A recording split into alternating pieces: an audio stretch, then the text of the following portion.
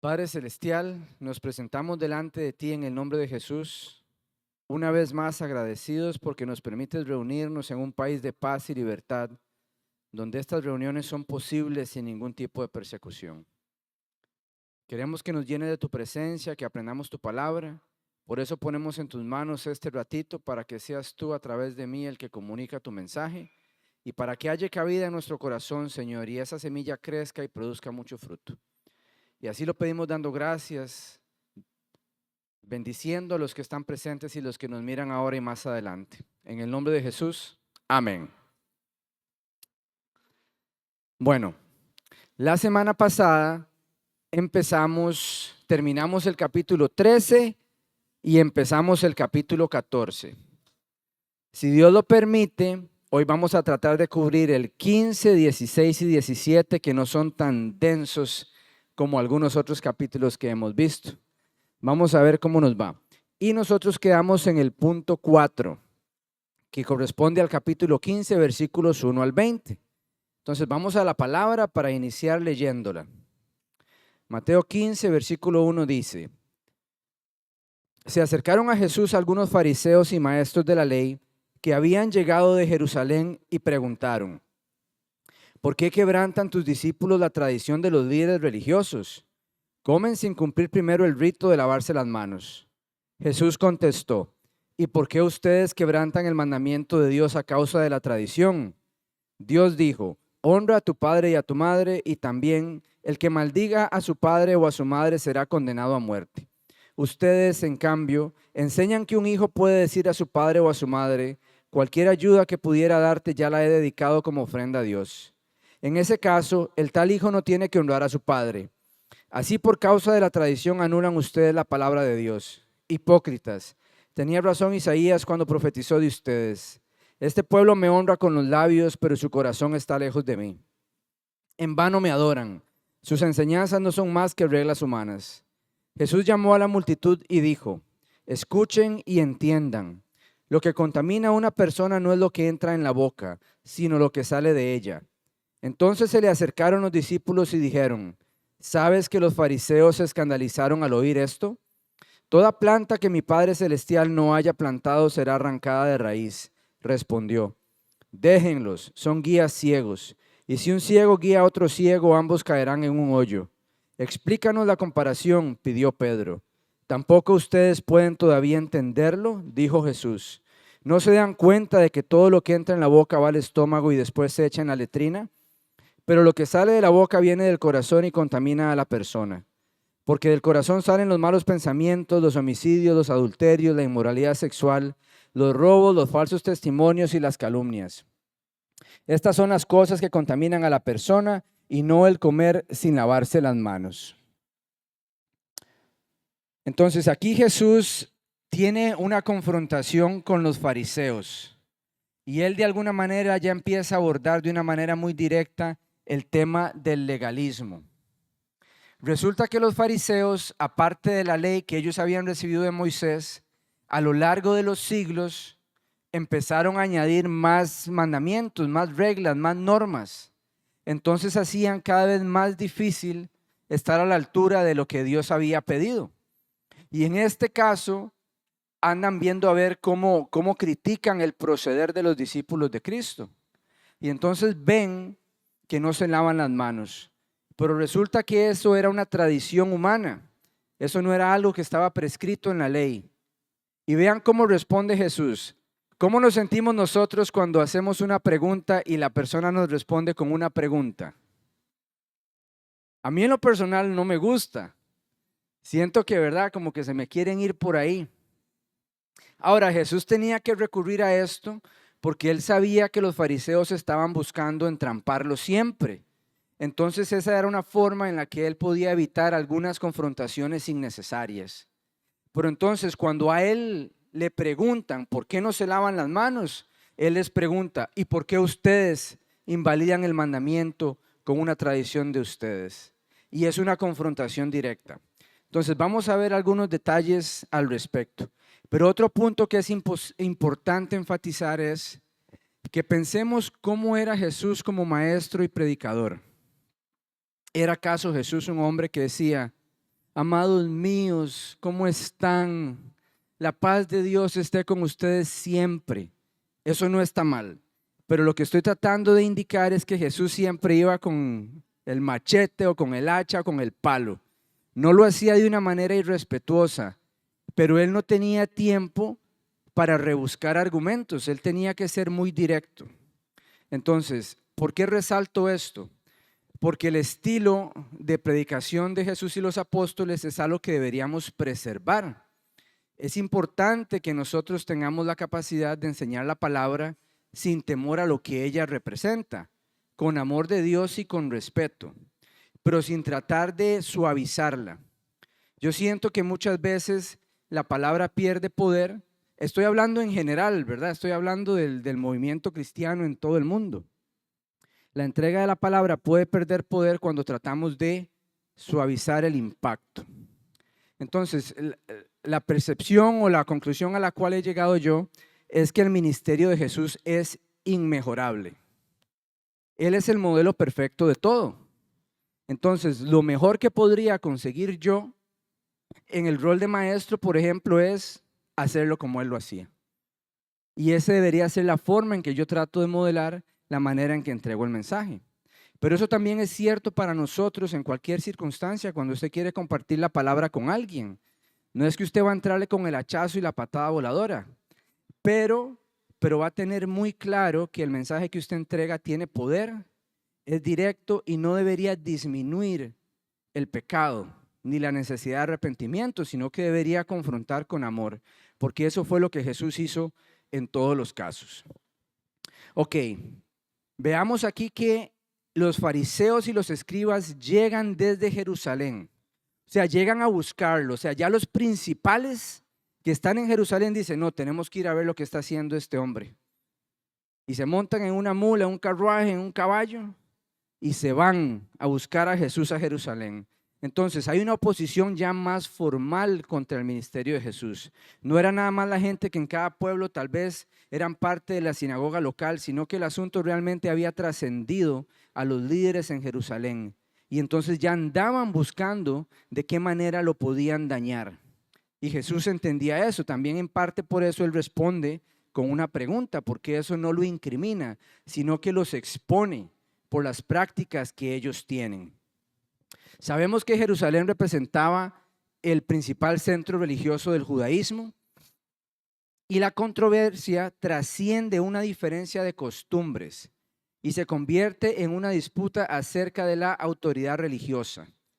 Entonces ellos vienen y dicen, nosotros somos los fariseos, los escribas, tenemos una tradición que dice que antes de comer tienen que lavarse las manos.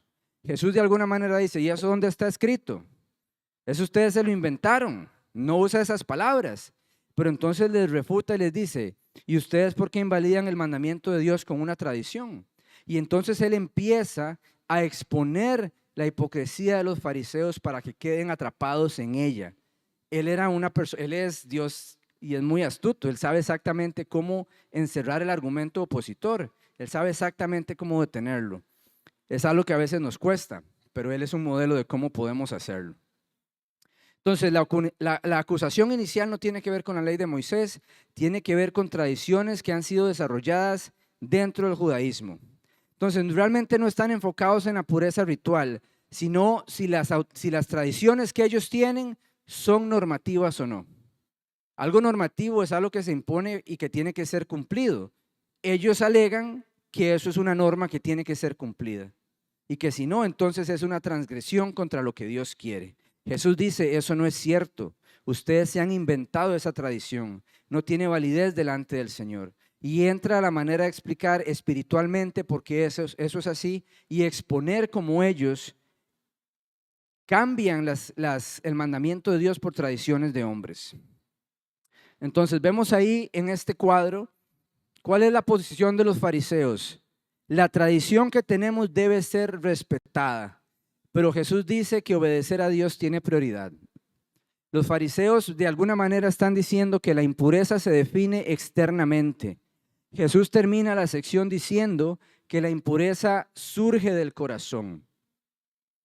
Entonces los fariseos defienden que ellos están transgrediendo haciendo una transgresión que es principalmente ritual.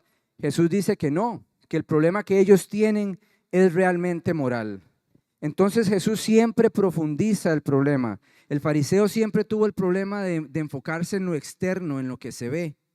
Jesús dice que el problema está adentro, está en el corazón y que eso es lo que nosotros tenemos que resolver. Entonces Jesús invierte la acusación de los adversarios. Jesús denuncia una práctica de ellos que estaba anulando un mandamiento divino. Entonces, el ejemplo nos demuestra que una tradición religiosa puede llegar a contradecir aquello que originalmente pretendía proteger. Entonces, ¿de qué manera nos sirve esto en el contexto de la iglesia? En todas las iglesias debemos de cuidarnos de no empezar a crear tradiciones o normas que empiezan a amarrar con una camisa de fuerza situaciones que no deben ser impuestas, que no deben ser así. Entonces es una forma de pensar. Si lo que yo realmente impongo como una norma sirve al propósito de Dios o se convierte en algo vano que no aporta nada y más bien restringe innecesariamente. Entonces el espíritu de la ley y de la norma debe ser ese. Y les cuento una anécdota que me viene a la cabeza. Yo viví y trabajé en Jamaica 3 años. Era gerente de una finca orgánica y era en un pueblito allá lejos. Y allá la gran mayoría de los varones en los lugares laborales, por lo menos en el campo, tienen el hábito de fumar marihuana. En los recesos van y se fuman un puro o medio puro marihuana. Ahora, yo no podía quitar eso. Está engranado, es cultural, no es legal, pero la gente lo hace. Entonces, si yo establezco una norma y les digo, ninguno puede fumar aquí en el receso, ¿qué iba a suceder? Nadie me iba a hacer caso y yo iba a perder autoridad y no iba a resolver el problema. Pero ¿dónde marqué el límite? Un día caminando por la finca, voy y me encuentro un plantío de marihuana. Era una finca grande, era una finca como de 1000 hectáreas. Y me acuerdo que ya averiguo qué pasó, ¿verdad? Me dice, no, Mr. Díaz, como ellos hablan, ¿verdad? Y me dice, no, es para el consumo, para aquí, vea. Le dije, si usted quiere sembrarse una parcela de marihuana, usted tiene el patio de su casa. Pero aquí no. E inmediatamente lo quitamos todo. Entonces hay un límite, ¿verdad?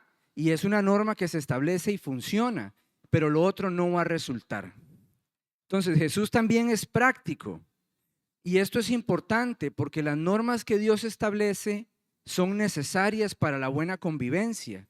Y entonces Dios dice, no le añadan a eso. No se inventen cosas. Eso lo que va a hacer es generar problemas. Enfóquense en lo básico, lo fundamental, lo que es un reflejo del corazón y lo demás es secundario y se puede tratar de forma diferente. ¿Ok?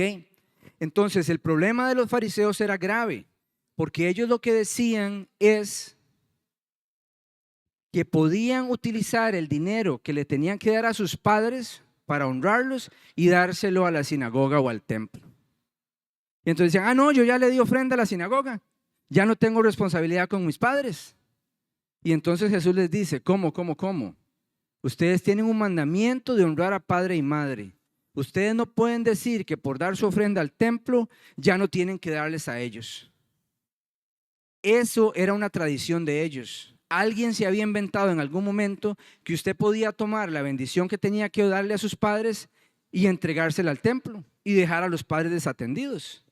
Pero hay un mandamiento muy claro en cuanto a la honra a padre y madre, ¿verdad que sí? Dice, honra a tu padre y a tu madre para que te vaya bien y seas de larga vida sobre la tierra. Es el primer mandamiento con promesa. Y el mandamiento no califica la calidad de los padres. Pueden ser los peores padres del mundo y usted igual tiene que honrarlos. No significa que usted va a acceder a hacer cosas indebidas. Pero si al final de la vida el papá o la mamá que siempre fue malo necesita ayuda, usted va a tener que ayudarle. Porque ese es el mandamiento y no es negociable. Entonces Jesús está yéndose a lo más profundo del asunto. Entonces, ¿qué podemos ver ahí? Este caso ilustra el uso de mecanismos religiosos para evitar responsabilidades establecidas por la ley. Buscaban la manera de no hacer lo que la ley de Dios decía. Tenían que honrar a padre y madre y decían, no, si yo le di al templo ya no tengo que hacer eso. Y Jesús les dice que eso es indebido, que eso es una violación de la ley. ¿Podemos pasar a la siguiente? Entonces Jesús cita Isaías 29:13. Y entonces básicamente ahí está revelando que el problema es sustituir la voluntad de Dios por enseñanzas de origen humano. ¿Verdad que eso sí sucede en el movimiento cristiano contemporáneo de los últimos 100, 200, 300 años? Donde vemos que surgen iglesias y se inventan algo. Y ya eso es una norma. Y si usted no cumple con eso en la iglesia, ya usted no está bien. Pero eso es voluntad de humano. Les doy un ejemplo. Hay ciertas, inclusive denominaciones cristianas, que dicen que la mujer no puede usar pantalón. ¿Están conscientes de eso? ¿Verdad que sí? Me acuerdo una vez en una actividad que hicimos, que llegó un hombre que iba a cierta iglesia, a cierta denominación, que no necesito nombrar. Y me acuerdo que ponemos alabanzas con los subtítulos para que la gente lo siga. Pero de fondo estaba el grupo musical y había mujeres con pantalón. Y después me enteré que él dijo, no, ellos están pecando, eso está mal, porque las mujeres están cantando con pantalón. ¿De dónde surge esa norma? De los hombres. Ese es el tipo de cosas que hacían los fariseos. Y es el tipo de cosas que Dios nos dice, no hagan eso. Ese no es mi corazón, eso no es lo que ando buscando. Claro, Dios busca modestia, Dios busca pudor, Dios busca respeto y cortesía y todo eso. Estamos de acuerdo. Pero de ahí a decir que una mujer usando pantalón está pecando, hay un salto muy, muy grande de interpretación y deseo de tradición de alguien en algún lado, que no se conforma a la ley de Dios. Entonces, eso es un poco lo que estoy tratando de ilustrar. Y Jesús les dice, oigan y entiendan, porque comprender implica someter las convicciones religiosas a la evaluación de Dios. Todo lo que creemos tiene que ser sometido a lo que Él piensa de ello. El problema no está en objetos externos, alimentos o rituales. La corrupción moral surge del interior de la persona. Ahí es donde está el problema. Eso es lo que Jesús está diciendo. El problema está en el corazón y se manifiesta por lo que sale del hombre, por la boca y también por acciones. Por eso dice que del corazón salen los homicidios y todas estas cosas, porque ahí es donde ellos están surgiendo. Entonces vemos ahí en Isaías 29:13 en el cuadro, hay un tema de honor externo, pero Dios dice que eso es insuficiente. La condición real de los fariseos es que están distanciados, su corazón está distanciado del Señor y elevan enseñanzas humanas a doctrina, pero siempre que eso sucede, eso es una desviación religiosa. ¿Y cuál es el resultado? Hay una adoración vana, hay una adoración que Dios no recibe, que a Dios no le agrada, porque surge de tradiciones que la gente se está inventando, que no representan el corazón de Dios, que si son sometidas a la evaluación de Dios, son rechazadas, porque no cumplen con el corazón que Dios tiene en relación con el asunto. ¿Ok? Excelente. ¿Podemos pasar a la siguiente? Otro punto es que la cercanía a Jesús no elimina la necesidad de crecer en entendimiento espiritual. Él les dice, oigan y entiendan a estos hombres y a otras personas que lo veían con frecuencia, que lo escuchaban con frecuencia. Entonces, estar cerca no es suficiente para comprender. Me acuerdo el otro día un hombre que nos decía, no, yo dejo siempre la Biblia abierta en el Salmo 91, a la par de la cama. Pero no es por ósmosis que uno recibe la palabra, ¿verdad? Pero hay en algunas personas todavía como cierta superstición de que eso es un acto válido delante del Señor, pero no alcanza nada, no consigue nada. Otros todavía son más aguizoteros, porque ni siquiera es como que la palabra los vaya a llenar, sino que como si eso alejara, ¿verdad?, al mal o a los demonios. Y eso es un invento humano. En ningún lado en la palabra podemos encontrar ninguna referencia que nos lleve a ese tipo de conclusión. Son cosas que nos inventamos. Entonces Jesús identifica que la fuente real de contaminación moral está en el corazón. Y Jesús demanda una transformación que debe alcanzar el interior de la persona y no solamente la conducta externa. Y eso nos lleva de alguna manera al corazón del legalismo, que se enfoca en la conducta externa. y no atiende el corazón. Entonces puede haber, lo que estoy diciendo no es que sea malo hacerlo, pero imagine una persona que siempre decide ir a la iglesia con su corbatita, la camisita por dentro, el pantalón recién planchado, los zapatos limpios. ¿Tiene eso algo de malo? No.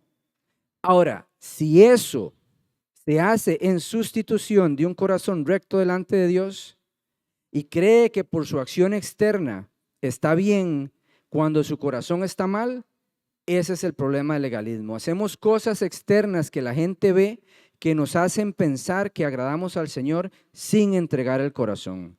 Y eso es lo que Jesús siempre les estaba reclamando a los fariseos. Se trata del corazón, porque el corazón entregado al Señor es limpiado y transformado por Él y Él se encarga de lo externo. Es de adentro hacia afuera. Ese es más o menos el principio.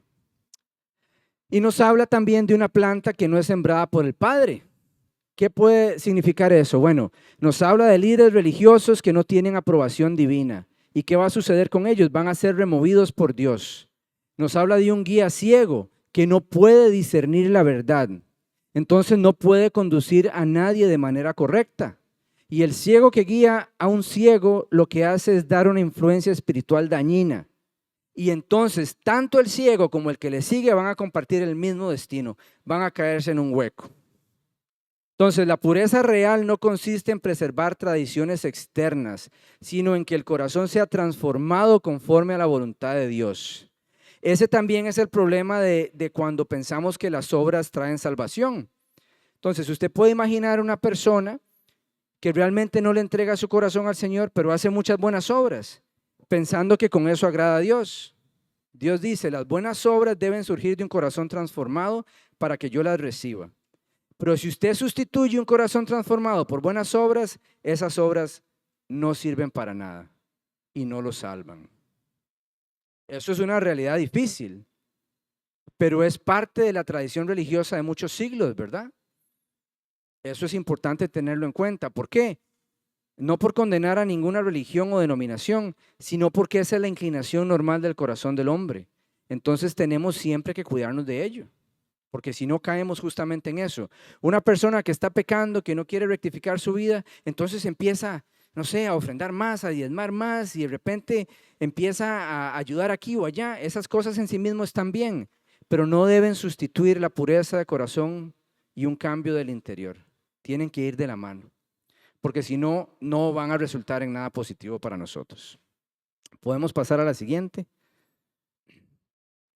Ok, vamos ahora a leer los versículos 21 al 28, pero antes de eso veamos esta imagen. Conocimiento y cercanía religiosa pero sin fe. Este es un punto que con alguna frecuencia yo hago, simplemente porque pasé tiempo en el seminario y entonces haciendo eso uno lee muchas cosas y está expuesto a muchos profesores, a mucho material, a mucha cosa, y a veces la teología está literalmente muerta. Usted la lee y no hay Espíritu Santo ahí. Entonces, es posible tener conocimiento sin sabiduría, porque el Espíritu Santo no está en el partido, está banqueado y no lo quieren llamar. Entonces, es posible tener un conocimiento y una idea de que estamos cerca, pero sin fe. Pero el caso que vamos a leer es el de una mujer que no tiene conocimiento casi, pero sí tiene una fe extraordinaria.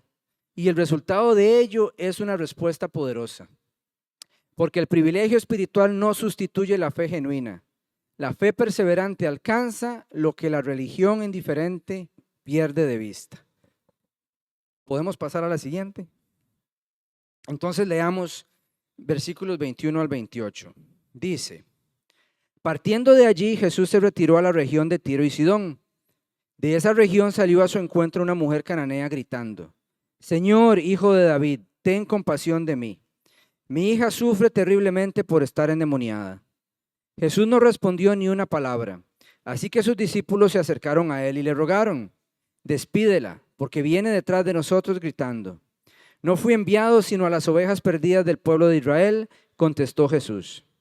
La mujer se acercó y arrodillándose delante de él, suplicó, Señor, ayúdame. Él respondió, no está bien quitarles el pan a los hijos y echárselo a los perros. Sí, Señor. respondió la mujer, pero hasta los perros comen las migajas que caen de la mesa de sus amos. Mujer, qué grande es tu fe, contestó Jesús, que se cumpla lo que quieres. Y desde ese mismo momento quedó sana su hija. Entonces aquí hay algo interesante. Jesús intencionalmente se va a una región gentil, donde lo que viven son paganos. No es una región judía, pero se va para allá intencionalmente. Yo pensaría que obviamente prefigura que el evangelio va a llegar a los gentiles, pero también quiere enseñarle algo a sus discípulos cabeza dura. Y necesita hacerlo en ese contexto, porque si no, no lo van a entender. ¿Ok? Entonces, ¿qué sucede? Que el contexto que vemos resalta la diferencia o contrasta la respuesta de muchos líderes judíos y la respuesta de una mujer gentil que no conoce, pero que tiene fe. Y entonces obtiene resultados diferentes. Entonces, lo que dice Jesús de la mujer resulta notable. ¿Qué dice la mujer de él? Ella dice, Señor, hijo de David. O sea, no cuestiona la naturaleza ni la autoridad de Jesús, sino que la reconoce inmediatamente y la acepta. No como todos los judíos o la mayoría de judíos, que quién es este y cómo es eso, si es el carpintero, si es el hijo de María, si es el hijo de José. Y no querían ver la conexión que había entre el Antiguo Testamento y Jesús como cumplimiento de él. Y esta mujer, que nada tiene que ver con el pueblo de Dios, inmediatamente le habla como Señor y como hijo de David. Y entonces ella hace una petición que se fundamenta en la misericordia de Jesús y no es hecha en ningún derecho personal. Ella evidencia una comprensión sorprendente para alguien que se encuentra fuera de Israel. Señor, reconocimiento de autoridad. Hijo de David, reconocimiento de Mesías. Ten misericordia de mí, o sea, dependo de tu gracia. Mi hija es gravemente atormentada. Reconoce tener una necesidad que no puede resolver por sí misma. ¿Saben por qué quiero enfatizar esto? Porque muchos de los casos de liberación espiritual que vemos en los evangelios no es de una persona que viene a confesarle un montón de cosas a Jesús. La Biblia no tenía espacio para ese montón de cosas. La Biblia nos muestra un patrón. El que quiere libertad viene a Jesús y se humilla ante Él. Reconoce su señorío y su autoridad. Reconoce su necesidad e insuficiencia, pide misericordia y Dios se la da. Claro, en una sesión de consejería, cuando usted se sienta con alguien que tiene un problema, usted lo va a sentar y primeramente le va a decir, ¿usted entiende cuáles son los cimientos de la fe cristiana? Usted sabe que hay que arrepentirse y que hay que perdonar y que hay que tener su fe en Jesús. ¿Quién es Jesús? Y usted empieza a conducir a la persona por la doctrina básica y lo conduce por el camino de la fe y el arrepentimiento y el perdón. Y cuando la persona hace eso, usted ora por él para que sea libre. Todo eso es esto, aunque no es explicado en tantas palabras. Pero ella llega, reconoce su autoridad, reconoce quién es, depende de él, reconoce que tiene un problema y pide libertad. Es el mismo concepto, es el mismo patrón. Eso es básicamente lo que yo quiero enfatizar para que lo podamos entender. Entonces, la fe de ella no desaparece ante la ausencia inmediata de una respuesta. Pero ¿qué quieren hacer los discípulos? Los discípulos la ven como una interrupción, ¿verdad que sí? Y le dicen a Jesús, despídela, despídela. O sea, que se vaya, que no moleste. Y la actitud de Jesús no es darle inmediatamente lo que quiere, sino que la impulsa a demostrar su fe y al mismo tiempo le concede lo que necesita y le muestra a ellos que hay algo importante y especial en ella. Y a veces eso tiene que pasarnos. De repente usted ve a una persona con una fe extraordinaria y pasa algo extraordinario y usted dice, ¿yo por qué no? Bueno, y aprenda de la fe de esa persona. Aprenda de la manera en que quizá no cuestiona y reconoce la autoridad y de repente vas a ver algo similar. Siempre tenemos que estar diagnosticándonos. Si estamos tendiendo al legalismo, a la tradición, a la autonomía, o si estamos realmente inclinándonos a conocer y amar al Señor, confiando en Él de manera plena. Entonces vemos una gran diferencia entre la evaluación humana de los discípulos y la forma en que Jesús lo ve. Ahora, Jesús sí establece la prioridad histórica de su misión terrenal. Él iba a los hijos de Israel primeramente, pero al atenderla y ayudarla también prefigura que viene un tiempo en el cual los gentiles van a ser unidos al pueblo del Señor. Y de hecho sabemos que al final de Mateo, él habla que debemos bautizar en el nombre del Padre, el Hijo y el Espíritu Santo y llevar el mensaje a todas las naciones. La palabra para naciones ahí en el griego se refiere a todas las etnias, a todos los grupos del mundo. O sea, dejando muy claro que no se trata de la nación de Israel, son todos, todos, absolutamente todos. ¿Podemos pasar a la siguiente?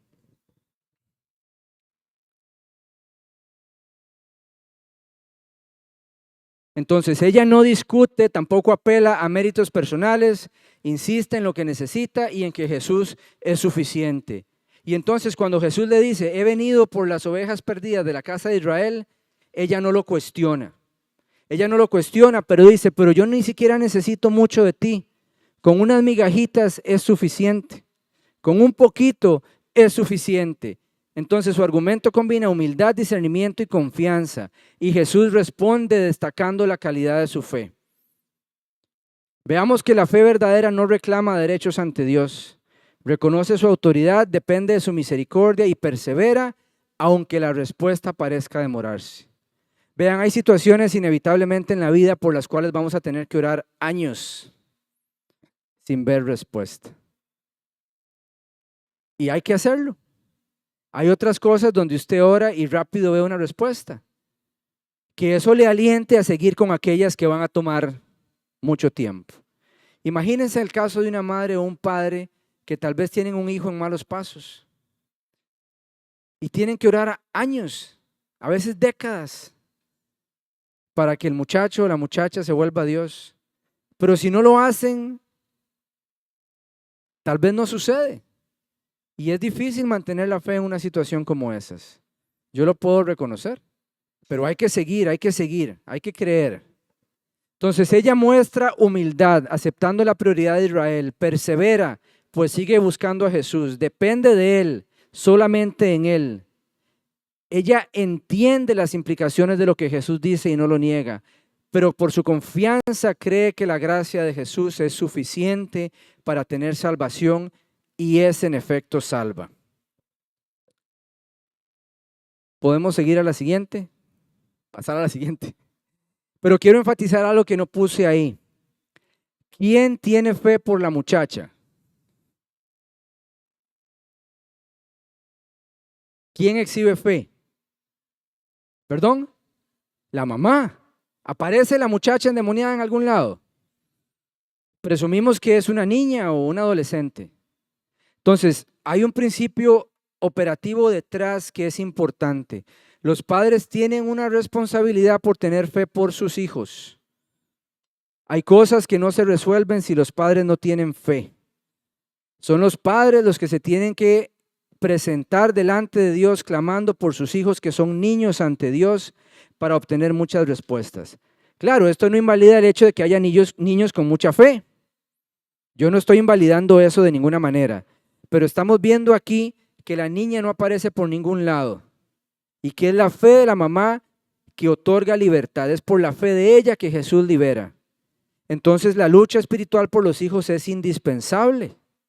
Es indispensable, los papás tienen que estar en pie de guerra, siempre y cuando los hijos estén bajo su tutela, pelee por ellos. Cuando no estén, también, solo que ya tienen una responsabilidad individual mayor, porque ya están grandes.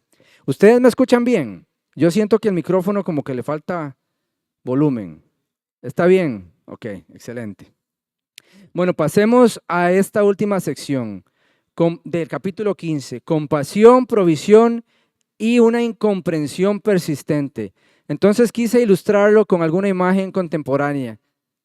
Esto lo hice antes del terremoto en Venezuela, por cierto. Entonces, hay un terremoto que sacude nuestra comunidad, pero hay algunas personas que lo ven y ven el problema demasiado grande. No podemos hacer nada. ¿Y qué hemos visto en Venezuela por los videos? La gente con martillos, con cucharas, con las manos, con lo que tengan, rompiendo piedras para sacar a la gente. Entonces no ven las limitaciones que sí ve el gobierno, sino que se ponen a trabajar con lo que tienen. Pero en el mundo cristiano también sucede que a veces vemos solamente las limitaciones. Y entonces, ¿qué pasa? La incredulidad razona que no se puede. Pero entonces, ¿qué sucede? Otros actúan con lo que tienen. porque ven personas, ven una necesidad. Entonces los obstáculos son secundarios. La compasión genuina en el corazón de nosotros lo que hace es preguntar cómo ayudar y se pone a ayudar con lo que se tiene. No se espera a que las condiciones sean perfectas para poder llevarlo a cabo. Y entonces, ¿qué sucede? La ayuda se multiplica y la comunidad se levanta con esperanza. El amor encuentra oportunidades y produce más de lo que parecía posible. La compasión pregunta cómo ayudar y la incredulidad razona que no es posible hacerlo. El amor encuentra oportunidades donde la incredulidad encuentra excusas. Y cae como anillo al dedo lo que estamos viendo en Venezuela. Primero apareció El Salvador con su contingente para ir a ayudar a damnificados. Aparecen los gringos. Y después hay 50 países enviando equipos de rescate a Venezuela. De repente se multiplica la ayuda. Cuando el Estado es inoperante y no puede resolver lo que tiene delante, sí vienen otros y resuelven el trabajo. Hoy leí que los Estados Unidos tomó el control del aeropuerto de Maiquetía y entonces ya no niegan que los vuelos entren. Porque ellos dicen, no, vienen a ayudar y vienen con la carga y van para allá. El poder que han logrado desplegar los estadounidenses en Venezuela es impresionante, al punto de llegar a tener ese nivel de control. Pero evidentemente en una situación como esta parece ser lo que necesitan. Entonces vamos a ver ese ejemplo en estos versículos. Vamos a leerlos del 29 al 39. Dice, salió Jesús de allí y llegó a orillas del lago de Galilea. Luego subió a la montaña y se sentó. Se acercaron grandes multitudes que llevaban cojos, ciegos, lisiados, mudos y muchos enfermos más. Los pusieron a sus pies y él los sanó.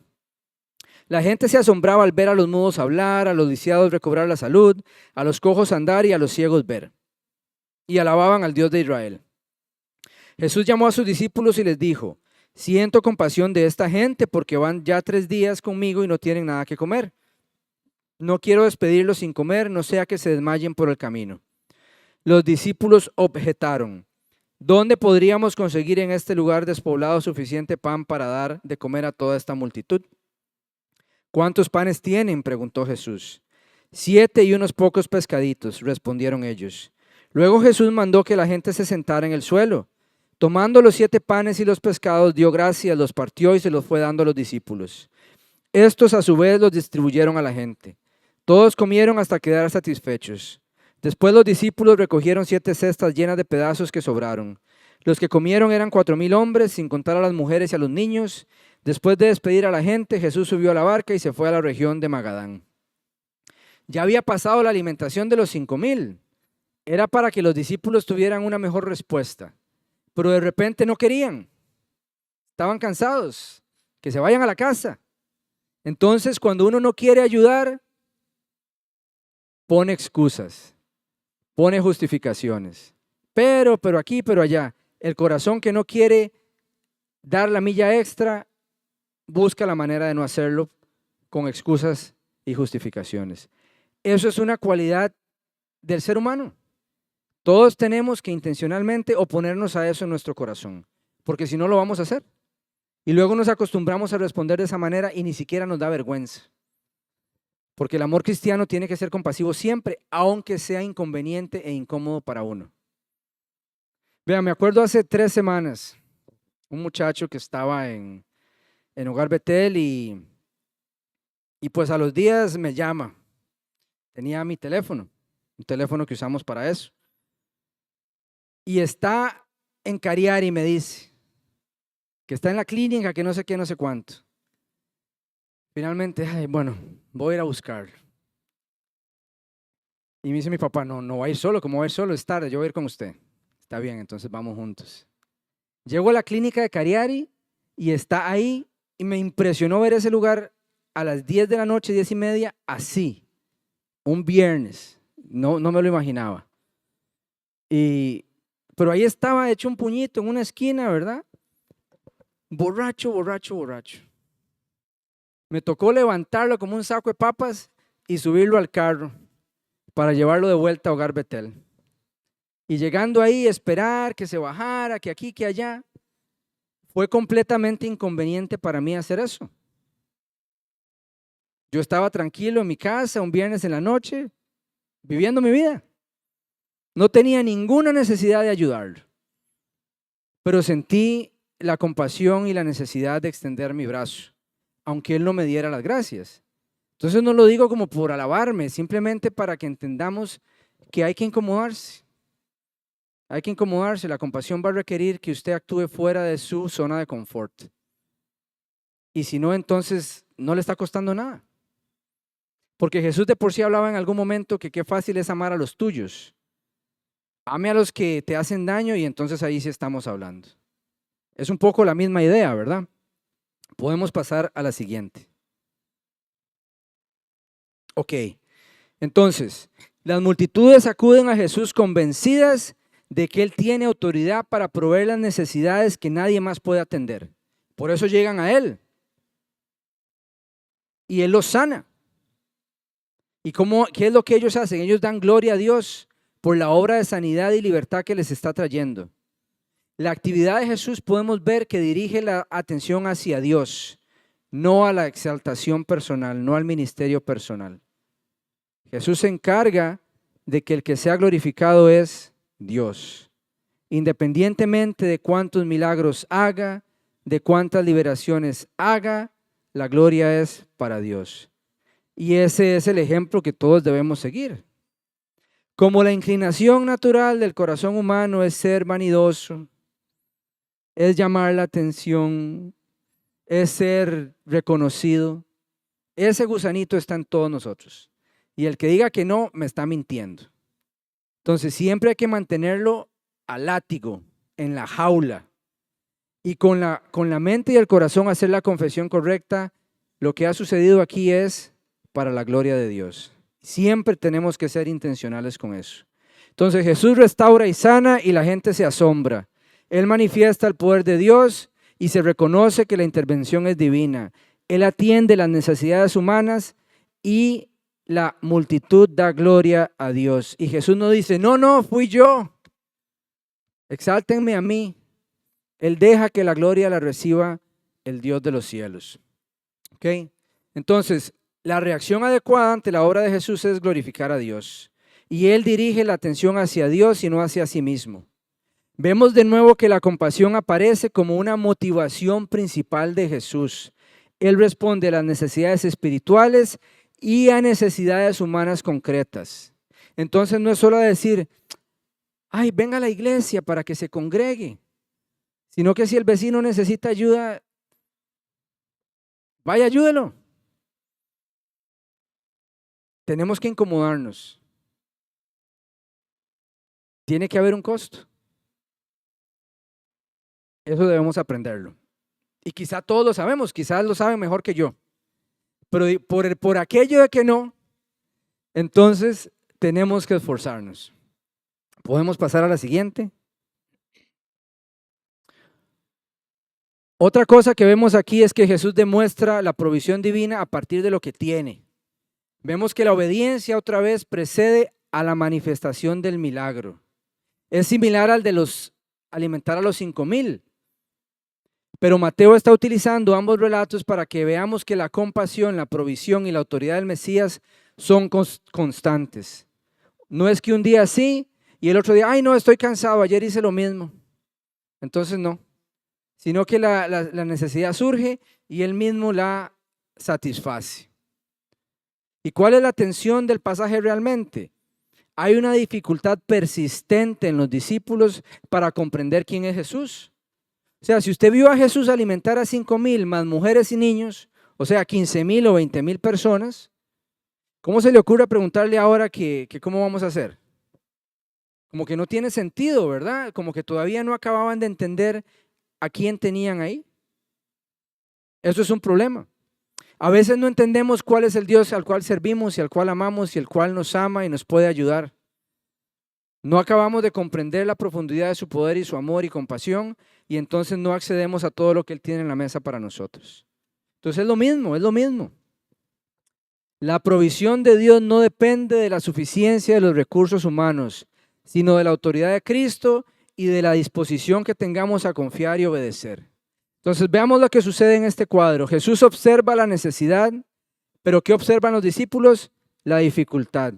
Jesús actúa desde un corazón compasivo, ellos evalúan los recursos para ver a quién ayudan. Jesús piensa en la provisión, ellos dicen no se puede. Jesús conoce que el poder de Dios es suficiente, pero ellos siguen limitados por la perspectiva humana, como cuando usted le pone el visor, no me acuerdo cómo se llama, a los caballos, ¿verdad? Y solo pueden mirar hacia adelante, no tienen la vista periférica porque la tienen impedida. ¿Podemos pasar a la siguiente?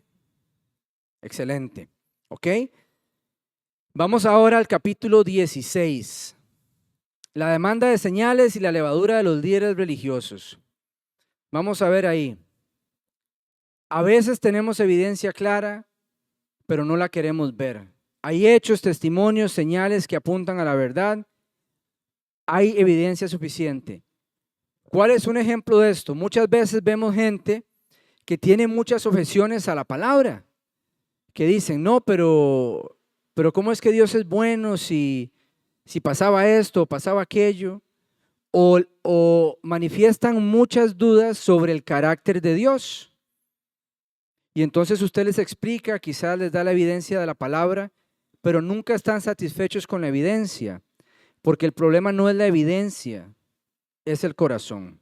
Yo creo que alguna vez comenté este ejemplo de un video que vi en algún momento, donde hay un expositor de apologética cristiana, ¿verdad? Entonces se levanta un ateo y hace una pregunta. Y entonces el expositor le dice, bueno, un momento, digamos que yo le doy a usted evidencia incontrovertible a su parecer de que Dios existe. O sea, que las dudas que usted tiene para creer en la existencia de Dios están completamente satisfechas. Si usted tuviera esa evidencia, ¿serviría a ese Dios? Dice, depende. Entonces el problema no es la evidencia, es que no quiere creer y se escuda en la idea de que no tengo evidencia. Ese es el problema y tenemos que cuidarnos de que algo así no nos suceda. Pero algunos aceptan lo que Dios ya mostró, reconocen la verdad y responden con fe y obediencia porque tienen un corazón dispuesto. Otros piden más señales porque ya decidieron no creer. No les falta evidencia, lo que les falta es decidirse a creer. Y entonces ninguna cantidad de pruebas convencerá a quien ya se cerró. Y también vamos a ver el tema de la levadura y puse ahí esta imagen. Las ideas equivocadas se propagan y contaminan silenciosamente. Una pequeña idea falsa puede influir en muchas personas y la fe se debilita cuando toleramos lo que Dios no aprueba. Ninguna cantidad de evidencia convence a quien ya decidió no creer. Y además las ideas que toleramos hoy moldearán la fe que tendremos mañana. Y eso es importante. Podemos pasar a la siguiente y vamos a leer esos versículos del 1 al 12. Dice, los fariseos y los saduceos se acercaron a Jesús y para ponerlo a prueba pidieron que mostrara una señal del cielo. Él contestó, al atardecer ustedes dicen que hará buen tiempo porque el cielo está rojizo y por la mañana que habrá tempestad porque el cielo está rojo y nublado. Ustedes saben discernir el aspecto del cielo, pero no las señales de los tiempos. Esta generación malvada y adúltera pide una señal milagrosa, pero no se le dará más señal que la de Jonás. Entonces Jesús los dejó y se fue. Cruzaron el lago, pero a los discípulos se les había olvidado llevar pan. Presten atención, advirtió Jesús. Cuídense de la levadura de los fariseos y de los saduceos. Ellos comentaban entre sí, lo dice porque no trajimos pan. Al darse cuenta de esto, Jesús dijo, hombres de poca fe, ¿por qué están hablando de que no tienen pan? ¿Todavía no entienden? ¿No recuerdan los 5 panes para los 5,000 y el número de canastas que recogieron? ¿Ni los 7 panes para los 4,000 y el número de cestas que recogieron? ¿Cómo es que no entienden que no hablaba yo del pan, sino del tener cuidado de la levadura de fariseos y saduceos?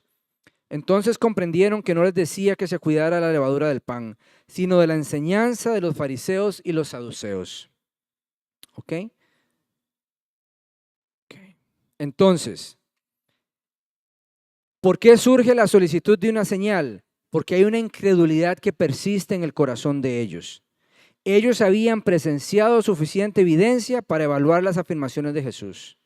Jesús en algún momento les dice, créanme por lo que digo, pero si no me creen por lo que digo, créanme por las obras que hago. Y aún así no le creían.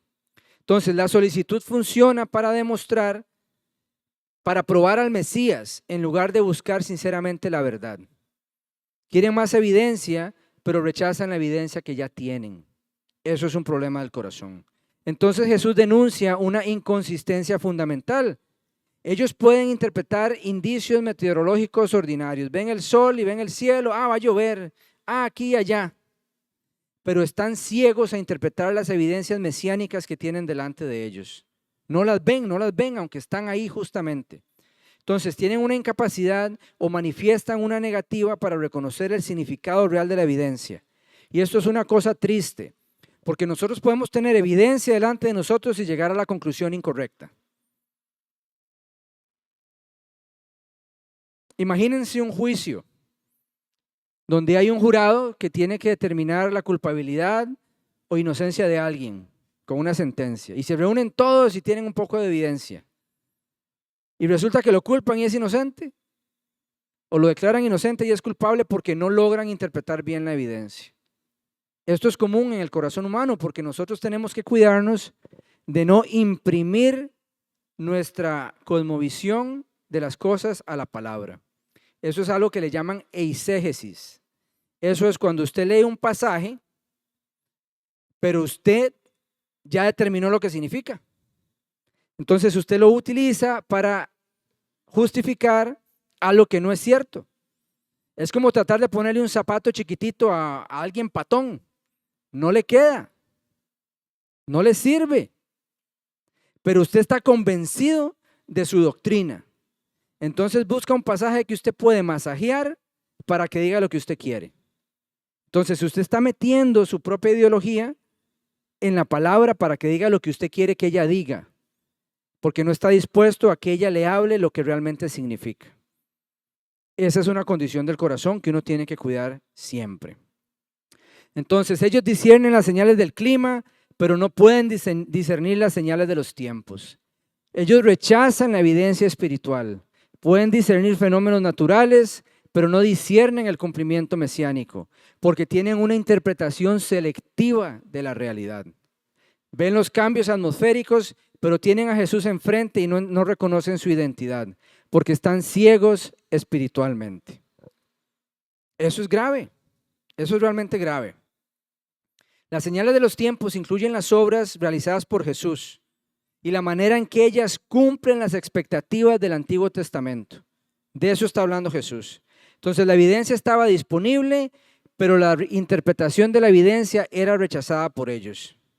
Entonces Jesús dice, no les voy a dar ninguna otra señal excepto la señal de Jonás. ¿Y cuál era la señal de Jonás? Es una referencia a su muerte, sepultura y resurrección, que es el acontecimiento central de la obra redentora. Y aún así la palabra atestigua que muchos rechazaron la resurrección de Cristo. Ni siquiera eso le bastó a otros, porque la evidencia no es suficiente para el que no quiere creer. Se mantiene en ceguera y no le puede echar la culpa a Dios, es porque quiere estar ciego. Es porque quiere rechazar la verdad. Entonces, si conocemos a gente con un corazón endurecido así, lo más que podemos hacer es orar. Y cuando hay ocasión de mostrarles y compartirles la verdad, hacerlo. Pero hay que orar para que esa barrera mental que tienen, Dios mismo la pueda destruir. Porque si no, no hay nada que hacer. ¿Podemos pasar a la siguiente? Y vamos a hablar un poquito de la levadura. Veamos este cuadro. Entonces, se utiliza una imagen que es la levadura, como una influencia que se extiende de manera progresiva. Pero de lo que está hablando Jesús es de los fariseos, que han producido una distorsión por las tradiciones humanas que han sido elevadas a un nivel de autoridad divina. Igualmente los saduceos, una distorsión producida por errores doctrinales acerca de verdades fundamentales. Lo interpretan mal, dicen que significa algo que no corresponde a los hechos.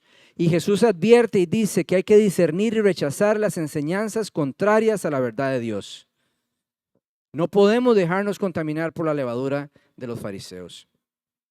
Pero la incomprensión que tienen los discípulos revela la dificultad que ellos tienen de interpretar de manera correcta las palabras y las acciones de Jesús. Entonces, a pesar de que ya Jesús había multiplicado los alimentos 2 veces, todavía piensan desde la escasez material, desde la limitación humana. No han logrado ensanchar su entendimiento y su capacidad de fe. Pero el recuerdo de la obra de Jesús debió haber corregido esa perspectiva. Están diciendo, ¿será porque no trajimos pan? O sea, están en otro espacio, están perdidos, no entienden nada. Y Jesús les tiene paciencia. ¿Y saben qué es lo interesante? Que Jesús los escogió. A todos esos cabezones, Jesús los escogió. Y cuando los escogió, Él sabía que se los iba a tener que aguantar 3 años y medio. Y les iba a tener que decir lo mismo una y otra y otra y otra vez. ¿Así somos nosotros? ¿O acaso somos mejores que ellos? ¿Somos menos cabezones? No. Tal vez no somos cabezones en las mismas cosas, pero que somos cabezones, el que diga que no, no habla con la verdad.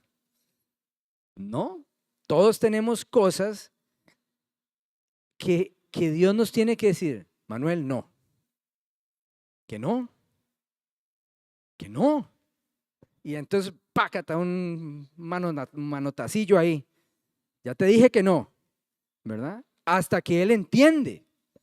Pero Dios podría simplemente decir, no, hombres, le digo una vez y si no entiende, se acabó.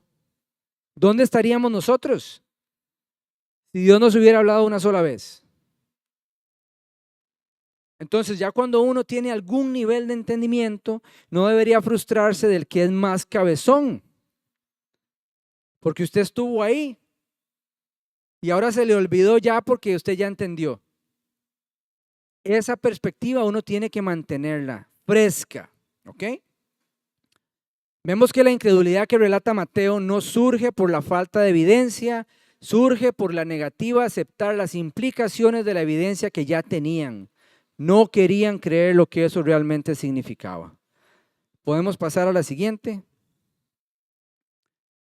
Y pasamos al punto 7, la confesión de Pedro y la edificación de la iglesia, y con eso vamos a terminar el capítulo 16. Entonces, aquí en la izquierda vemos la iglesia edificada sobre el fundamento Jesucristo es la roca firme. Y en la derecha vemos un pasaje que ha sido enigmático o controversial en relación con atar y desatar. Y entonces vamos a estudiar un poquito así el asunto griego para que veamos lo que eso realmente significa.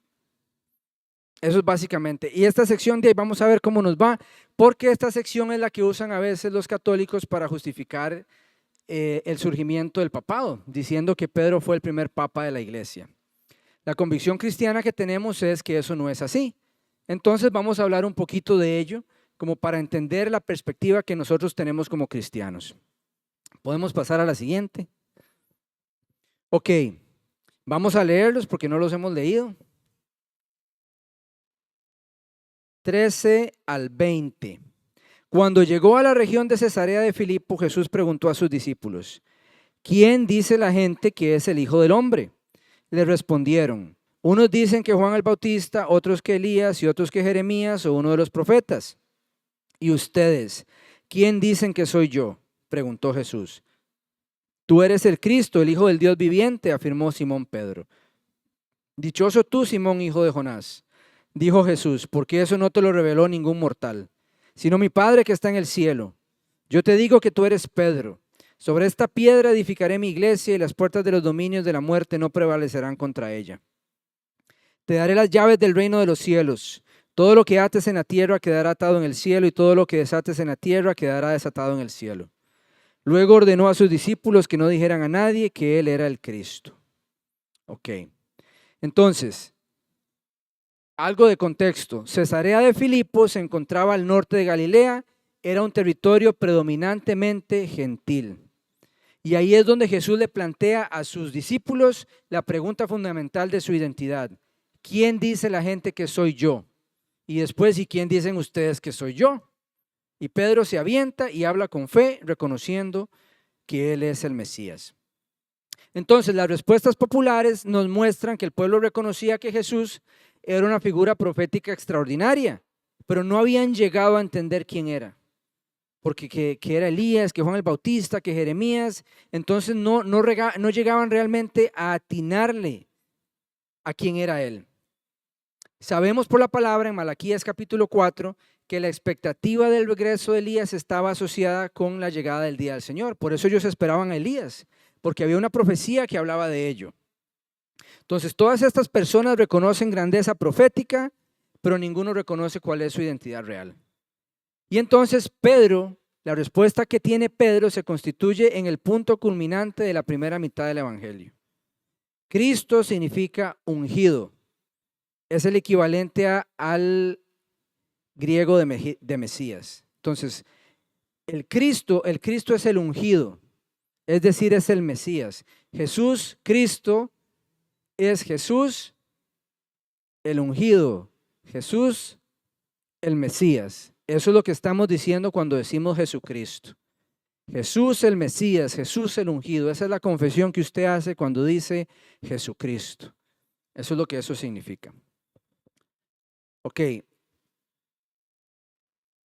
Hijo del Dios viviente, reconoce que hay una relación única con Dios que trasciende las expectativas de un simple libertador político. Y entonces Jesús atribuye esa confesión a una revelación divina. Cuando Jesús dice que la carne y sangre, Él se refiere al conocimiento obtenido por medios meramente humanos. O sea, le está diciendo a Pedro que realmente ese entendimiento vino de Dios mismo. Él no arribó a él por medio de su intuición, sino que Dios mismo le habló para que lo entendiera. Entonces, la verdadera identidad de Jesús no se puede descubrir solamente por observación, razonamiento o intuición. Requiere revelación del Padre. Y eso es algo importante. ¿Verdad que la palabra nos dice que el único camino al Padre es Jesús? Jesús es el camino y la verdad y la vida, y nadie viene al Padre sino por Él. Yo a veces oro al Señor y le digo, Dios mío, muchas gracias porque esto es cierto.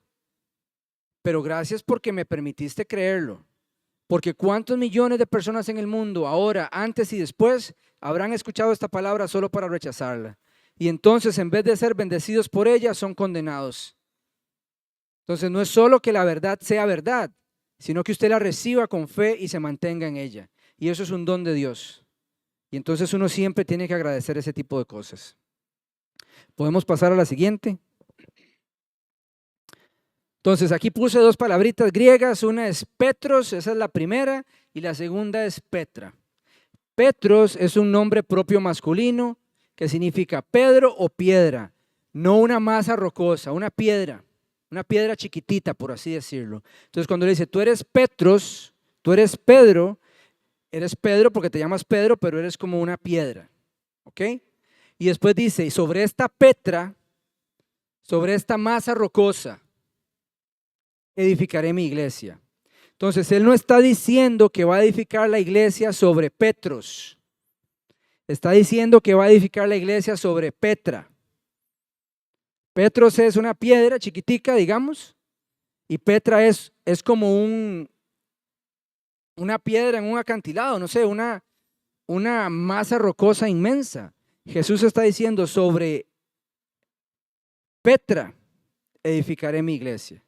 Esa distinción es importante para nosotros, porque el argumento católico es que es sobre Pedro que se edifica la iglesia y que entonces él fue el primer papa.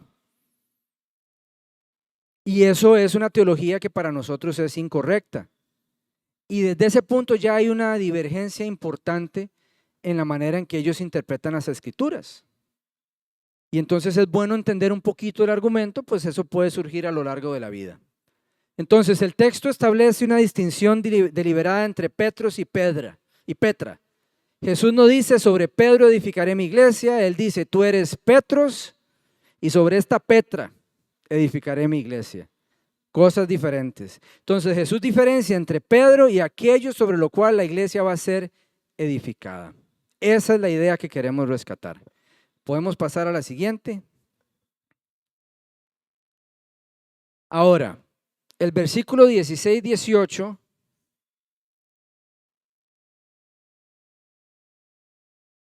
vamos a ver algunas interpretaciones principales para que las entendamos.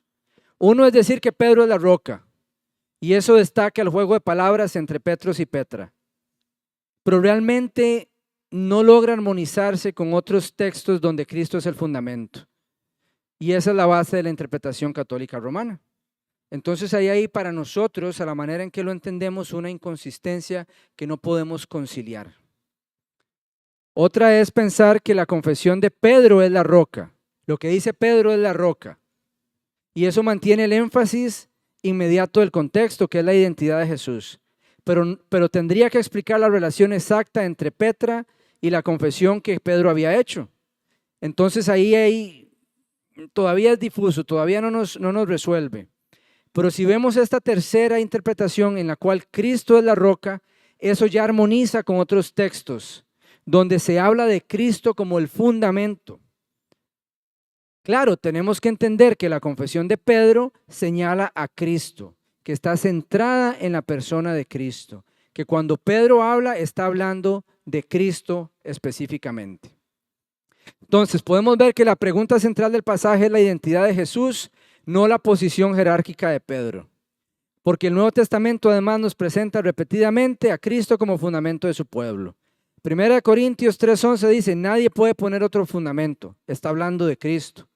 1 Corintios 10:4 identifica a Cristo como la Petra, la misma masa rocosa que vimos antes. Efesios 2:20 nos presenta a Cristo como la principal piedra del ángulo, y 1 Pedro 2:6-8 también aplica a Cristo la imagen de la piedra fundamental. Entonces nosotros vemos en ese grupo de textos confirmación de que de lo que estamos hablando es de que Cristo es el fundamento de la iglesia. Esa es nuestra explicación. Podemos pasar a la siguiente. Ahora, ¿cuáles son algunas dificultades para esta interpretación papal? Esto lo estamos viendo en el versículo también 18. Mateo 18:18, que no hemos visto todavía, que lo vamos a ver en un par de semanas, extiende la autoridad también a otros discípulos. Es que ustedes ven ahí, si ustedes lo leen, la palabra dice, te daré las llaves del reino de los cielos. Todo lo que ates en la tierra quedará atado en el cielo y todo lo que desates en la tierra quedará desatado en el cielo. Y es evidente que Jesús le está hablando a Pedro. Le está hablando a Pedro, eso yo no lo puedo negar. Le está diciendo que a Pedro le va a dar las llaves del reino de los cielos y lo que él ate y desate quedará atado en el cielo y en la tierra. Pero si nos vamos a Mateo 18:18, vamos a ver que el mismo texto Jesús lo aplica a todos los discípulos. Entonces no es exclusivo de Pedro, eso es lo que estamos tratando de señalar. En Mateo 18:18 la autoridad es conferida también a los demás discípulos. También el libro de los Hechos, que es el libro que nos relata los primeros pasos de la iglesia primitiva, nunca nos presenta a Pedro gobernando con autoridad suprema sobre los apóstoles. Entonces no aparece una estructura papal implícita o explícita. Es más, no sé, lo vamos a ver más adelante, sí, está ahí también anotado. Hechos 15, yo no sé si ustedes se acuerdan de Hechos 15. Hechos 15 es el concilio de Jerusalén. El concilio de Jerusalén es cuando se está armando una gran alaraca porque Pablo dice que no se tienen que circuncidar. En todos los lugares donde él está predicando, él dice que la circuncisión no es necesaria. Pero hay todavía algunos elementos cristianos en los judíos que dicen que hay que circuncidarse. Entonces el asunto genera un polvorín y se convoca un concilio o una asamblea general en Jerusalén. Y vienen todos los pesos pesados a reunirse, todas las autoridades de la iglesia de Jerusalén, todos los apóstoles llegan a deliberar sobre el tema. Y en esa reunión nunca aparece Pedro como una figura de autoridad especial. Hubiera tenido sentido que aparezca en esa luz si él era el papa de la iglesia. Pero no aparece con esa autoridad. Más bien el que tiene una autoridad aparentemente mayor ahí es Santiago, que es el que finalmente da unas palabras firmes y así queda y así lo hacen. Entonces, les queda de tarea leer Hechos capítulo 15, que es el concilio de Jerusalén, para que traten de ver y leerlo con la óptica de cuál es el rol de Pedro ahí, para que vean que ahí no aparece Pedro papa en ningún lado. Después, en Gálatas 2:11-14, se registra una reprensión pública a Pedro. Yo no sé si ustedes recuerdan que alguna vez viene Pedro y él está comiendo con los gentiles y todo está bien, pero llegan unos judíos de Jerusalén que son cristianos convertidos y entonces Pedro se separa de los gentiles y Pablo lo reprende públicamente lo costrea, Vamos a leerlo. Voy a leerlo aquí en la Reina Valera, que lo tengo aquí a la mano. 2:11 al 14. Vea lo que dice Pablo. Pero cuando Pedro vino a Antioquía, le resistí cara a cara porque era de condenar. Pues antes que viniesen algunos de parte de Jacobo, comía con los gentiles. Pero después que vinieron, se retraía y se apartaba, porque tenía miedo de los de la circuncisión. Y en su simulación participaban también los otros judíos, de tal manera que aún Bernabé fue también arrastrado por la hipocresía de ellos. Pero cuando vi que no andaban rectamente conforme a la verdad del evangelio, dije a Pedro delante de todos: si tú, siendo judío, vives como los gentiles y no como judío, ¿por qué obligas a los gentiles a judaizar? O sea, Pablo lo avergonzó públicamente, lo puso en su lugar. ¿Habría alguien hecho eso al Papa? No, no tiene sentido, ¿verdad que no? Entonces tenemos indicios en la palabra que nos demuestran que Pedro no era una figura de autoridad preeminente, superior, con una jerarquía que se imponía sobre los demás. La Biblia no da testimonio de eso, ¿ok? Pedro nunca se identifica como papa en sus cartas. De hecho, la designación ni siquiera existe en el Nuevo Testamento. No tendría sentido que si Pedro era el máximo, dijera yo soy el máximo, y en sus cartas dijera Pedro, el papa de las iglesias de Jesucristo. Nunca sucedió tal cosa. Entonces, lo que estamos tratando es de encontrar los indicios bíblicos que nos demuestran a nuestra interpretación que eso no es conciliable con las escrituras, que tenemos argumentos válidos bíblicos para decir no hay sustento para decir que eso fue cierto. ¿Ok? Entonces, la interpretación papal incorpora presupuestos teológicos que no aparecen en el texto bíblico. Eclesia es iglesia, designa la asamblea o congregación del pueblo de Dios. Lo menciono solo porque aparece por primera vez en ese pasaje. También nos habla de las puertas del Hades, las cuales representan el poder de la muerte y las fuerzas que están opuestas a Dios. La victoria prometida pertenece a la iglesia porque pertenece a Cristo. Y sabemos entonces que la permanencia de la iglesia descansa en su fundamento, no en los líderes humanos. Lo que Jesús está hablando es que es en Él, no en ningún líder humano designado. ¿Ok? Podemos pasar a la siguiente. Vean, son las 8:13 y veo que lo que me va a alcanzar es terminar tal vez el capítulo 16. Pero si tenemos preguntas, hagamos preguntas, resolvamos las preguntas y avanzamos con lo que nos dé tiempo. Y si no, pues dejamos esto para la próxima. ¿Está bien? ¿Alguno tiene alguna pregunta? Si no, simplemente continúo. ¿Ok? ¿Está bien? Listo. Entonces, las llaves del reino y atar y desatar.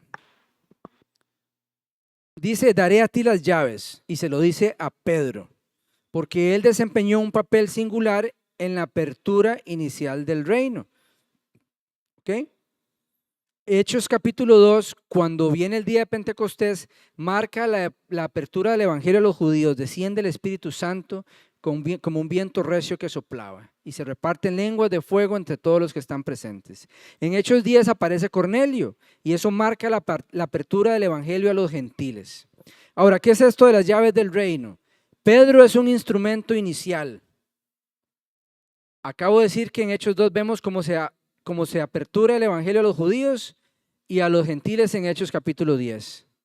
El reino es un acceso que se proclama mediante el evangelio. O sea, ¿quieres acceder al reino? Cree en el evangelio y puedes entrar en él. Esa es la idea que estamos enfatizando. Y Jesús dice, daré a ti las llaves, específicamente a Pedro, porque él tuvo ese papel singular al inicio. ¿Podemos pasar a la siguiente? Y ahora vamos a ver un poco este tema de atar y desatar. ¿Cómo entienden ustedes esto? ¿Quién me puede dar un comentario al respecto? Cuando ustedes leen esto, ¿cuál ha sido la interpretación común? ¿Efren?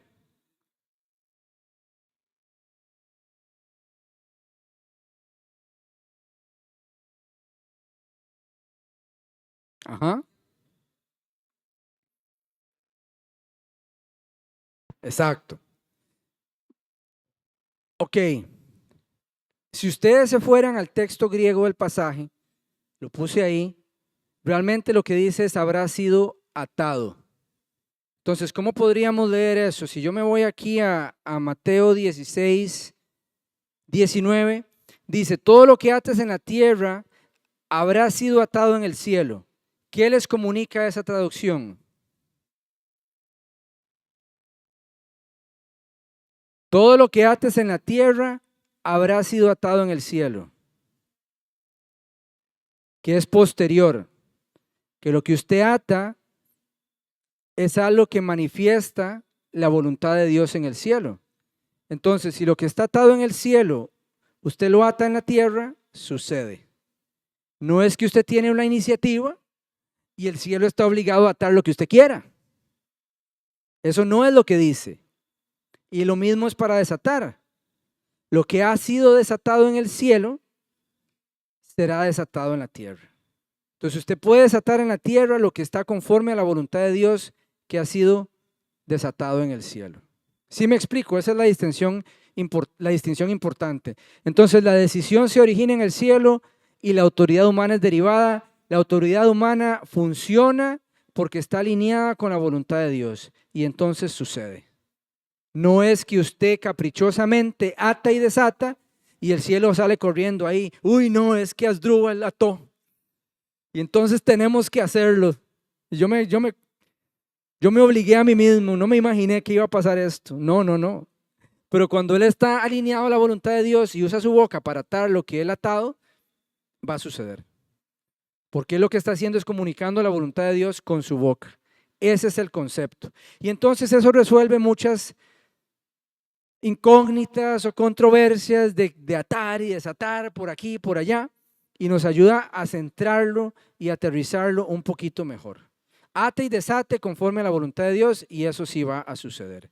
No conforme al capricho personal, porque si yo desato un Ferrari, no me va a caer en la cabeza. ¿Ok? Eso no va a pasar nunca. Ni siquiera me llama la atención, más en estas calles.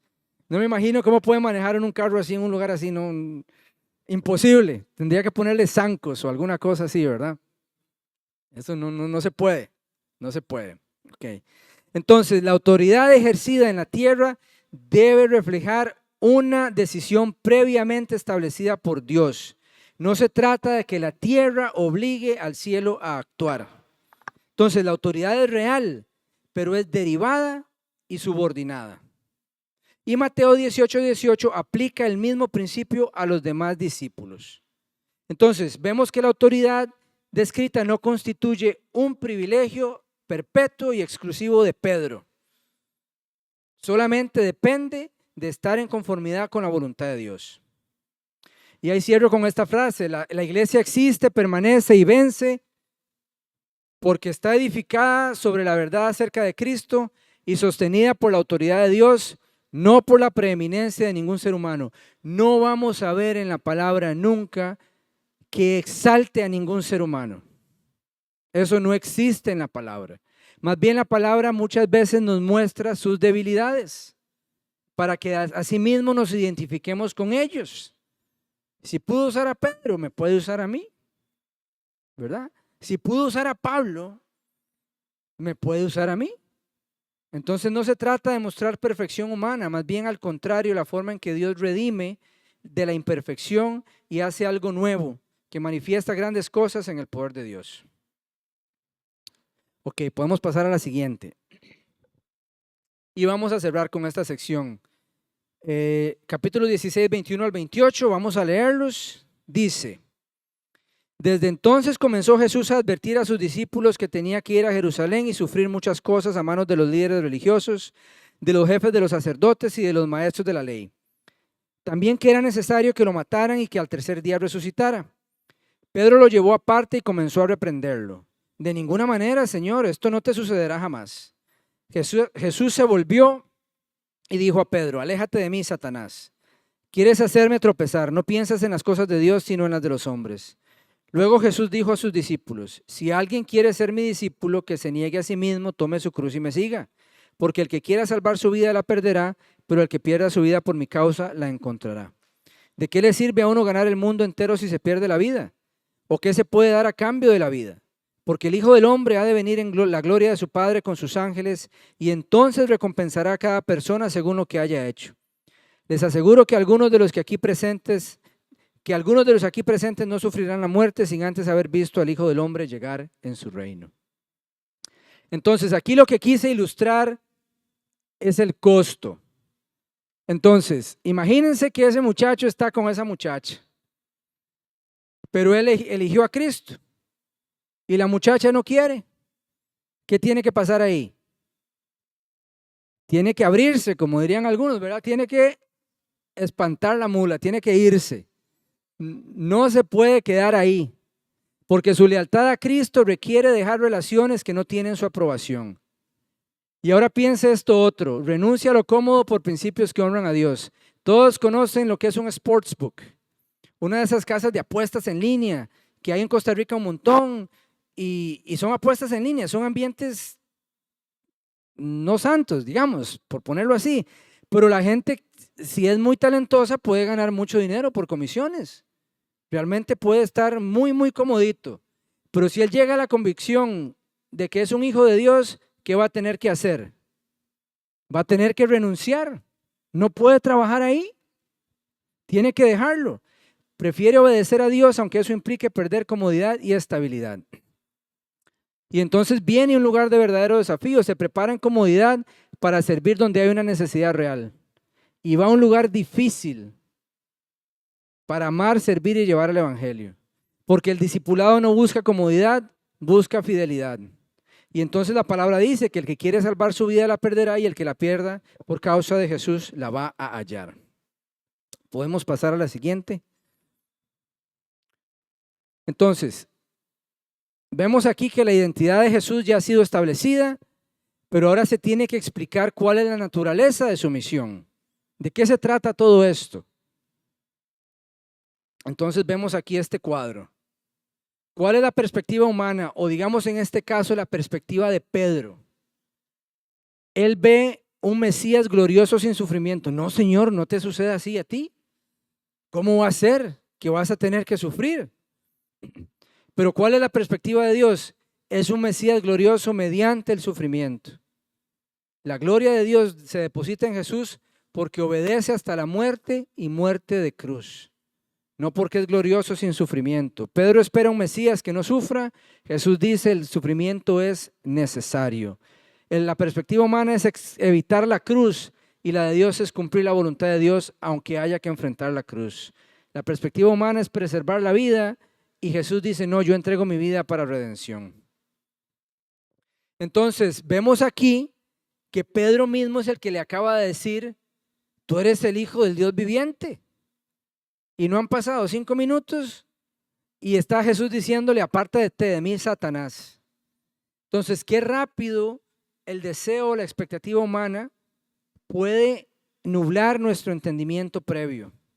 Alguien puede recibir una verdad de la palabra muy bien y a los minutos confundirse si usted deja que sus propios deseos y expectativas le atraviesen el caballo. Tiene que cuidarse de eso. Porque es algo que puede pasar muy rápido. A Pedro le pasó en la presencia de Jesús en cuestión de pocos minutos de diferencia. Primero Jesús de alguna manera lo alaba y le dice, esto no te lo reveló carne y sangre. Y después le dice, apártate de mí, Satanás. Unos versículos de diferencia solamente.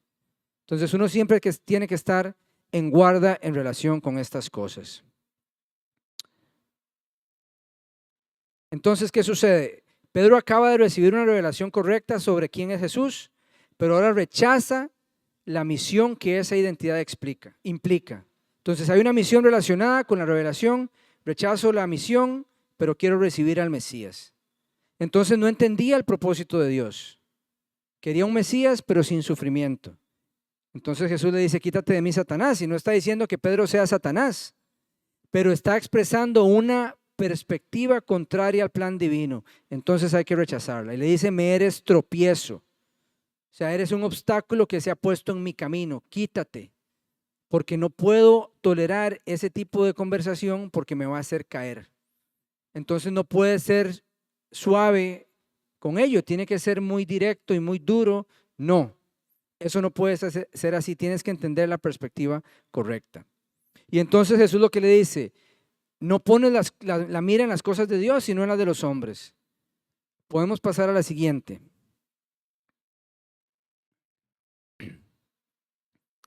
Entonces, él pensaba según criterios humanos, rechazando así el plan de Dios, priorizaba deseos legítimos sobre la voluntad divina y entonces se convierte en tropiezo. O sea, querer que alguien preserve la vida no es malo, pero ese no era el plan de Dios en ese caso, entonces se convierte en un tropiezo. El problema es evaluar la misión sin la cruz y así se distorsiona la identidad del Mesías. Pero eso también nos pasa porque a veces en el servicio hay que crucificar algunas cosas y si no queremos hacerlo, entonces termina sucediendo algo similar. Podemos pasar a la siguiente. Y entonces Jesús dice, niéguese a sí mismo. Hay que renunciar a la supremacía del yo, hay que tomar la cruz, aceptando el costo de obedecer a Cristo. Hay que seguirle subordinando nuestra vida a Jesús, porque no existe un seguimiento de Cristo sin disposición a aceptar el costo que dicho seguimiento implica. Hay un costo. Entonces, cuando estamos tratando de formar discípulos de Cristo, usted no lo puede hacer si no les dice, esto le va a costar. Hay un costo. Mide el costo y decida si está dispuesto a pagarlo. Porque negarse expresa una renuncia a la autodeterminación. Ya usted no es el centro. Usted tiene que entregarse conscientemente a la voluntad de Dios y aceptar que la obediencia puede implicar pérdida, rechazo o sufrimiento. Y si usted intenta preservar su vida por encima de la obediencia, termina perdiendo la vida eterna que Dios tiene para usted.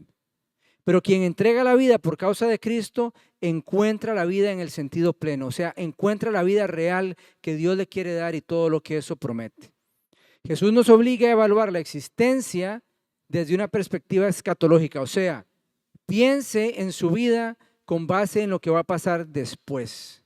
Usted tiene que pensar en las consecuencias eternas de sus decisiones y de su misión y de su entrega a Cristo y de su renuncia a sí mismo. Entonces, eso está mal. Confirma que las decisiones presentes, déjeme ver cómo lo puse aquí. El regreso Jesús confirma que las decisiones presentes, olvidemos esa frase porque está mal escrita y no sé exactamente qué quise decir con ello. Pasemos a la siguiente, por favor. Para terminar. Y voy a hacer eso rápido porque me quedan 30 segundos. Este es un pasaje de difícil interpretación, porque es un pasaje que dice finalmente, les aseguro que algunos de los que aquí están presentes no sufrirán la muerte sin antes haber visto al Hijo del Hombre llegar en su reino. Entonces, ¿qué significa eso? ¿Cómo es que hay gente que no va a morir antes de que Jesús venga en su reino? ¿Cómo entiendo eso? Entonces, la interpretación que nosotros creemos tiene que ver con que Jesús está hablando de la transfiguración, que es cuando aparece Elías y Moisés y Jesús también se transfigura, que eso es lo que sigue en la narración, eso es lo que empieza el capítulo 17. Entonces, ¿qué sucede ahí? Algunos discípulos contemplan la gloria de Cristo. Entonces en ellos se cumple esto. Jesús inclusive les dice, no le digan a nadie nada de esto hasta que yo resucite. Entonces la interpretación que calza o que es más probable tiene posiblemente que ver con Jesús hablando de la transfiguración que está a punto de ocurrir. Ok. Porque algunas personas iban a experimentar una manifestación del reino antes de morir y ahí estaba Juan, estaba Pedro y se me olvida ahorita quién era el otro que estaba ahí. Y termino con esta frase, la verdadera fe no consiste solamente en reconocer quién es Jesús, sino en aceptar el camino que Él eligió y seguirlo, aunque implique cruz antes que comodidad o gloria. Entonces, ser discípulo de Cristo tiene un costo real. Le va a costar, vas a tener que renunciar a comodidad, tal vez posesiones, tal vez estatus. No digo que vaya a suceder, pero sí va a tener que costarle, porque usted tiene que demostrar su lealtad al Señor. Y si no le cuesta nada, entonces ¿de qué manera demuestra usted que tiene una lealtad genuina hacia Él?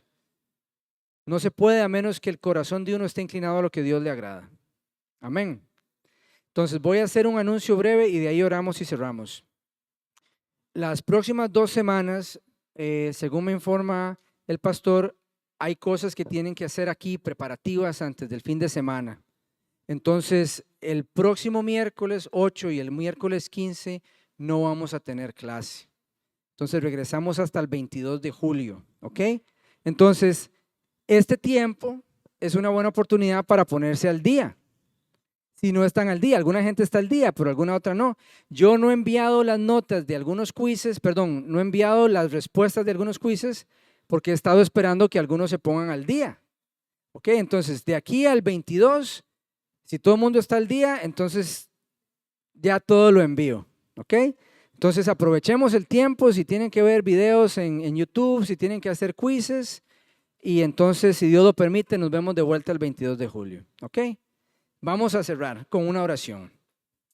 Padre Celestial, ante ti venimos en el nombre de Jesús, dando gracias porque pudimos hablar de tu palabra. Pedimos, Señor, que tú añadas la sabiduría y el entendimiento que yo no pude comunicar.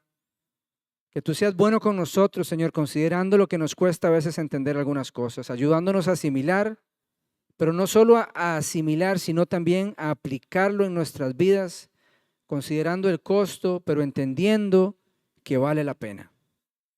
Vale la pena. Ayúdanos, Señor, a que nuestra fe crezca y podamos manifestar la vida del reino para gloria, honra y honor de tu santo nombre. En el nombre de Jesús, amén.